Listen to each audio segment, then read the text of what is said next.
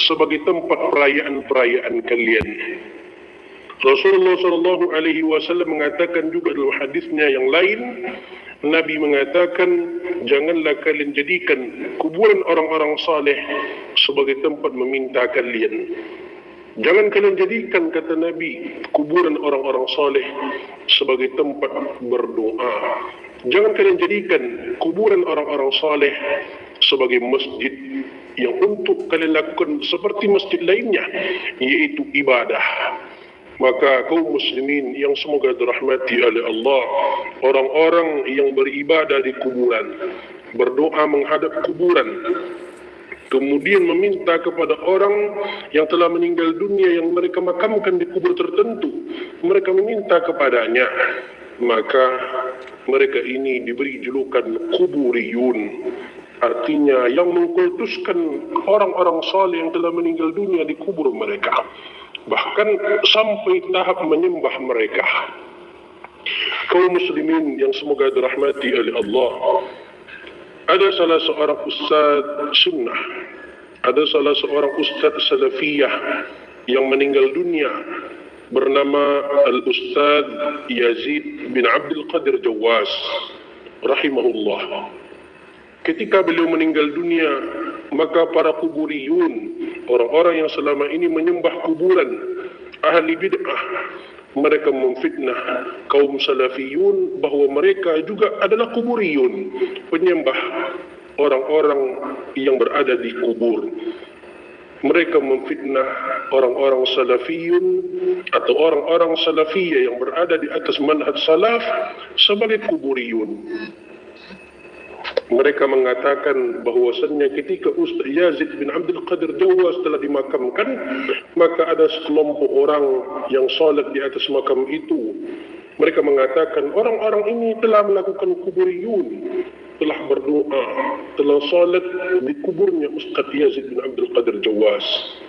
Maka di sini perlu kita tanggapi jemaah sekalian, perlu kita berikan pernyataan bahwasannya yang dilakukan oleh orang-orang salafiyah, orang-orang yang berada di atas manhaj salaf, mereka salat di atas kuburnya Ustaz Yazid bin Abdul Qadir Jawas, itu bukanlah mereka menyembah kepada kubur itu, bukan pula mereka beribadah di atas kubur itu, namun mereka ketinggalan salat untuk menyolatkan Ustaz Yazid bin Abdul Qadir Jawas sebelum dimakamkan.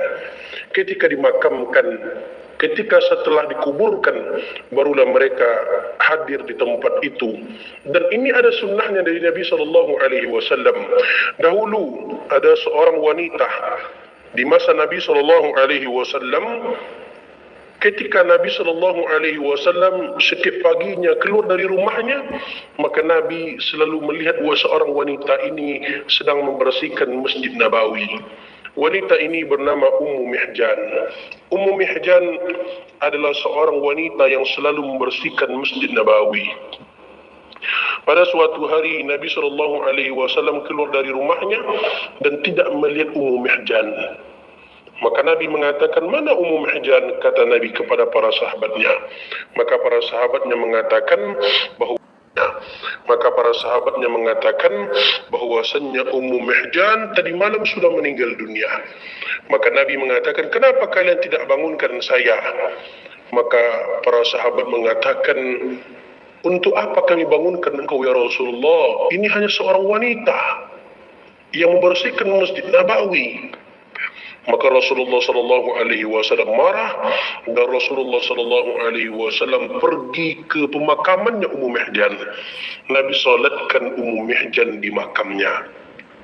Jadi kaum muslimin semoga dirahmati oleh Allah, menyolatkan seseorang karena tidak sempat menyolatkan atau ketinggalan untuk menyolatkannya, maka boleh menyolatkannya di atas makamnya. Hanya saja tetap menghadap ke arah kiblat.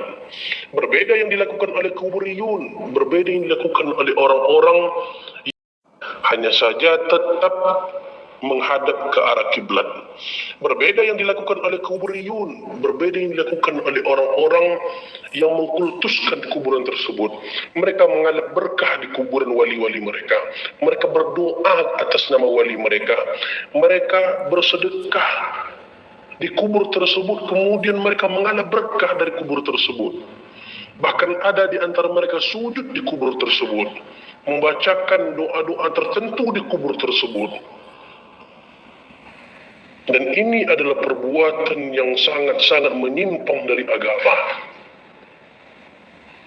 Kemudian ketika kita katakan kepada mereka, kalian kuburiyun, kalian mengkultuskan kuburan tertentu, mengkeramatkan kuburan tertentu, mereka malah memfitnah orang-orang yang berada di atas manhaj salaf dengan mengatakan kalian juga kuburiyun.